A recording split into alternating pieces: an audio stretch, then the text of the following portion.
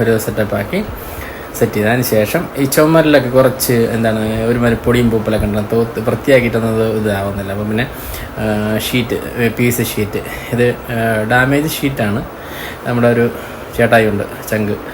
അപ്പോൾ അദ്ദേഹമാണ് എനിക്ക് ഷീറ്റ് തന്നത്, piece sheet. SKV Indira Gandhi SKV അലൂമിനിയത്തിലുള്ള ഒരു ചേട്ടനുണ്ട്, സുനി ചേട്ടൻ. അദ്ദേഹമാണ് ഈ ഷീറ്റ് തന്നത്. സുനി ചേട്ടാ, താങ്ക് യു, ലവ് യു. അപ്പോൾ അദ്ദേഹം തന്ന ഷീറ്റ് ഒക്കെ ചെയ്ത് പാനലിംഗ് ഒക്കെ ചെയ്ത് എല്ലാം ഒതുക്കി. അപ്പോൾ ഇൻസ്പെക്ട് ചെയ്യാൻ വേണ്ടിയിട്ട് നമ്മുടെ അഞ്ചും ദീക്ഷട്ടനും വന്നിട്ടുണ്ട്. അവർ കണ്ടു നിൽക്കുക. അപ്പോൾ ഇതാണ് അവസ്ഥ.